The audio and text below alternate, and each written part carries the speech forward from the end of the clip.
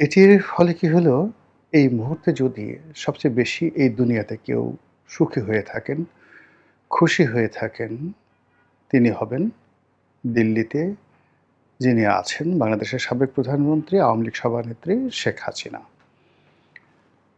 আপনারা জানেন যে শেখ হাসিনা ডক্টর মোহাম্মদ ইউনূসকে টার্গেট করে সে ২০০৯ সন থেকেই তিনি বিষোদ্গার করে আসছিলেন।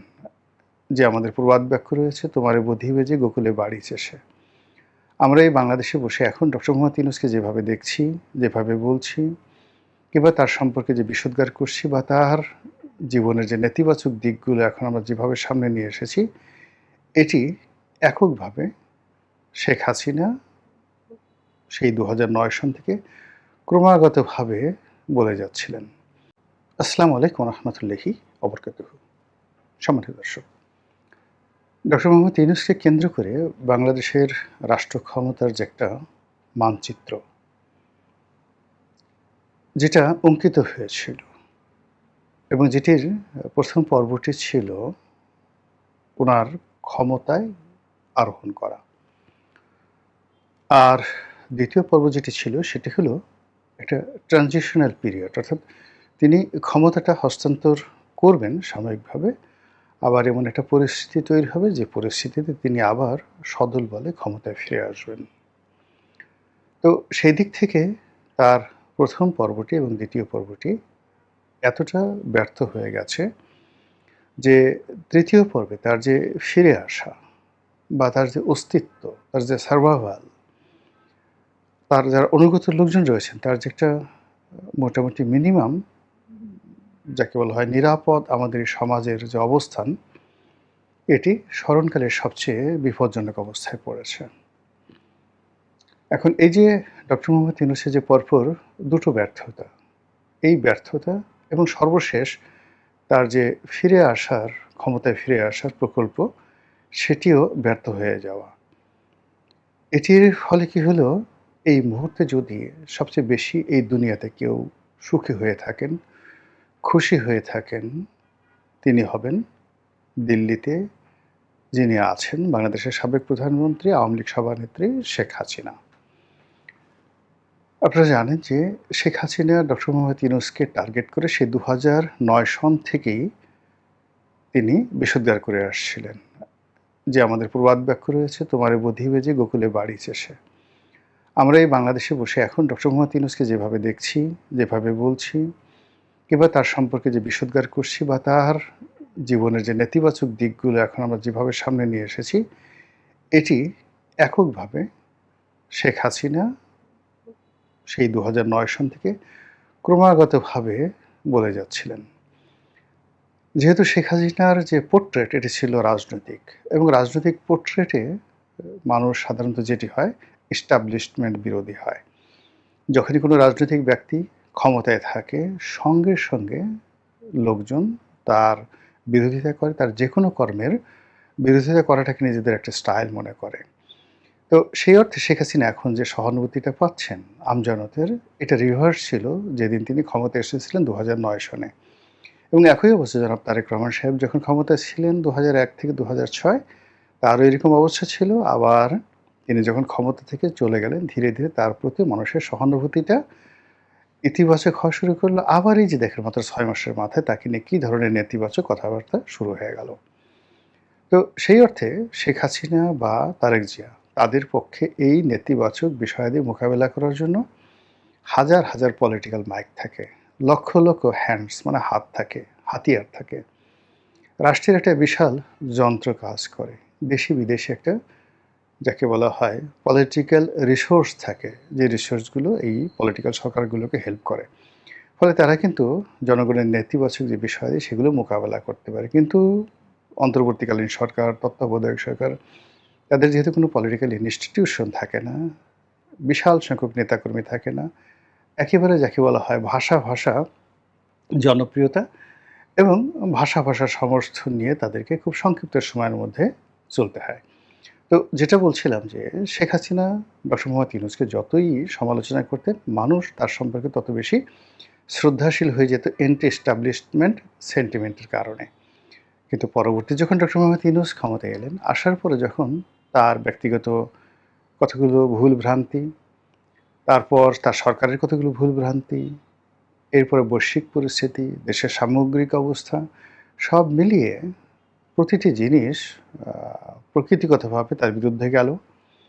মানুষের যে সহজাত যে এস্টাবলিশমেন্ট বিরোধী মনোভাব সেটার কারণে তার বিরুদ্ধে চলে গেল। আর শেখ হাসিনা এবং তার যারা লোকজন ছিলেন প্রশাসনের ভিতরে বাইরে রাজপথে 10 মুখে ডক্টর মোহাম্মদ ইউনূসের কেল্লা ফতে করার জন্য একের পর এক প্রকল্প তারা বাস্তবায়ন করা শুরু করলো। ফলে কি হলো, সরকার 3 থেকে 4 মাস মোটামুটি একটা সুখনিদ্রা দিতে পারলো। এরপর থেকে তাদের একটা বদনাম শুরু হয়ে গেল এবং সেই বদনামে চারিদিকে শুধু সিসি, এই লোক দেওয়া হবে না, একটা বিশ্ব সুদী ইউনূস, বিশ্ব বাটপার, বিশ্ব টাউট, বেঈমান, মুনাফেক, এমন কোনো কথা নাই যে তার সম্পর্কে বলা হলো না। বরং তার পক্ষে যদি কোনো কথা কেউ বলতেন ওই সময়টিতে বা এখন কেউ বলার চেষ্টা করেন, মুহূর্তের মধ্যে লোকজন তার উপর ঝাঁপিয়ে পড়তো যে কী ধরনের কথাবার্তা। তো এরকম একটা অবস্থা যখন শুরু হলো, তখন তিনি যেখানে হাত দেন সেখানেই তার হাতের আগুনের আঁচ তিনি অনুভব করতে থাকলেন। আস্তে আস্তে সরকারের সমস্ত সম্ভাবনার দ্বারগুলো বন্ধ হয়ে গেল। রাষ্ট্র ক্ষমতা তার জন্য অস্বস্তিকর হয়ে পড়ল, এই জনপদ তার জন্য ভয়ঙ্কর হয়ে পড়ল এবং তিনি সুস্থভাবে কোথাও মুভমেন্ট করবেন এরকম একটা অবস্থা তৈরি হলো না। এর বাইরে তিনি বহু মানুষের সঙ্গে শত্রুতা শুরু করে দিলেন এবং ওই শত্রুতাকে মোকাবেলা করার জন্য তার যে ধরনের বন্ধু দরকার ছিল সেই বন্ধু তিনি আসলে ম্যানেজ করতে পারেননি। ফলে কি হলো, তাকে ক্ষমতা থেকে যেতে হলো এবং এতটা তড়িঘড়ি করে যেতে হলো যার জন্য তার কোনো প্রস্তুতি ছিল না। তার মূলত প্রস্তুতি ছিল 5 বছর থাকার, কম করে হলেও 5 বছর থাকার। তার দ্বিতীয় প্রস্তুতি ছিল একটি পলিটিক্যাল প্ল্যাটফর্ম দাঁড়া করা, সেটা এনসিপি হোক কিংবা জামাত হোক, তাদের মাধ্যমে ক্ষমতা এরকম নিরাপদ কারোর কাছে, গোষ্ঠীর কাছে সেটা হস্তান্তর করে যাওয়া যেন তার মানে আগামী যতদিন তিনি জীবিত থাকেন ততদিন যেন তার সব কিছু নিরাপদ থাকে। কিন্তু ঘটনা একটার পর একটা ঘটতে থাকলো। এখন সেই ঘটনা শেখ হাসিনা ঘটিয়েছেন, তার লোক ঘটিয়েছেন, দেশ ঘটিয়েছে, আল্লাহ ঘটিয়েছেন বা কে ঘটিয়েছেন, ইভেন ইবলিস ঘটাতে পারে, উই ডোন্ট নো।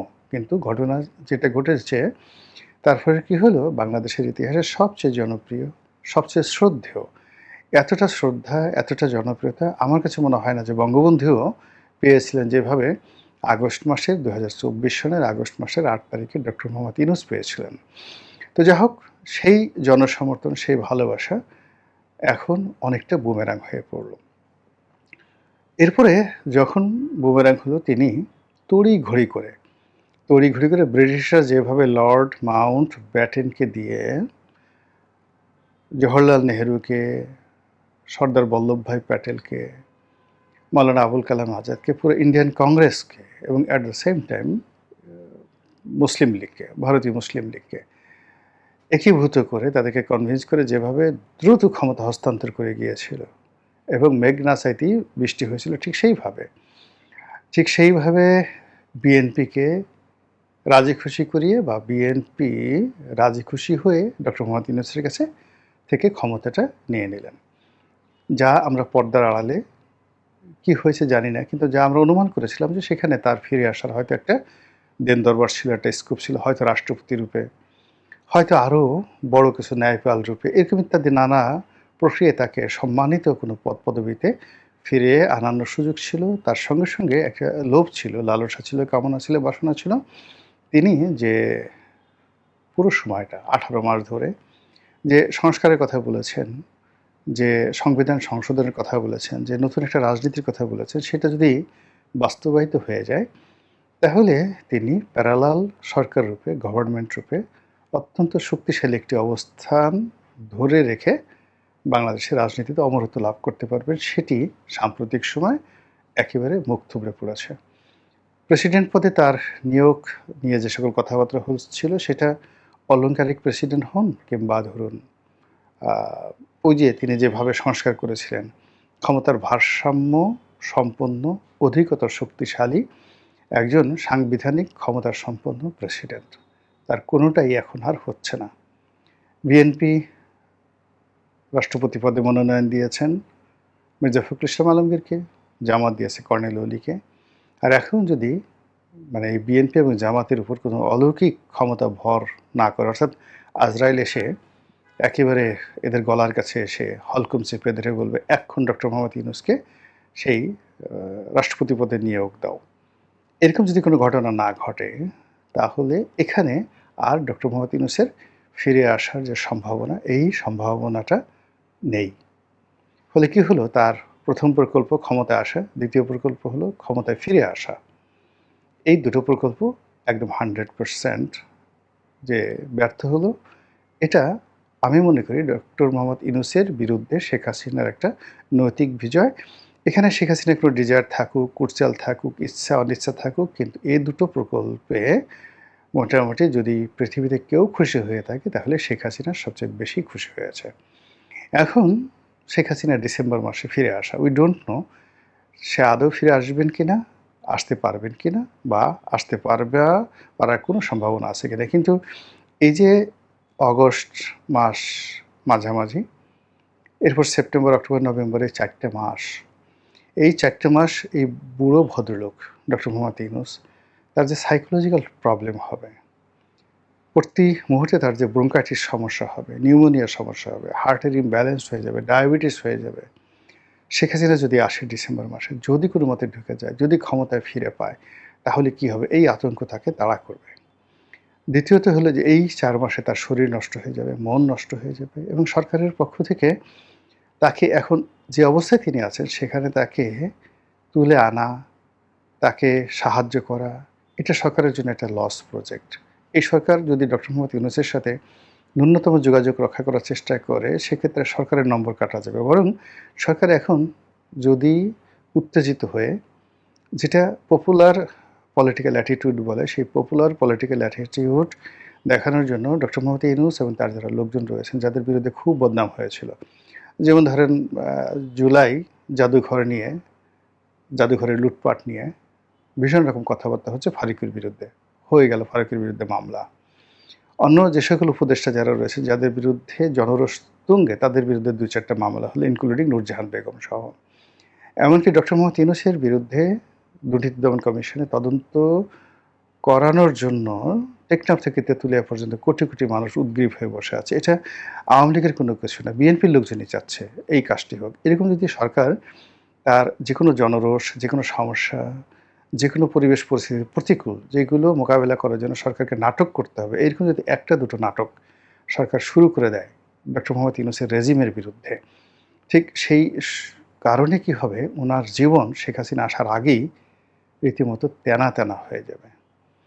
আর ডিসেম্বরে যদি আল্লাহ না করুক আপা চলে আসে, আপনারা বুঝতেই পারছেন এই বিশ্ববিজয়ী নোবেল লরিয়েট, তার দশা যে কী হবে, একমাত্র মহান আল্লাহ রাব্বুল আলামিন ছাড়া কেউ বলতে পারেন না। আসসালামু আলাইকুম ওয়া রাহমাতুল্লাহি ওয়া বারাকাতুহু।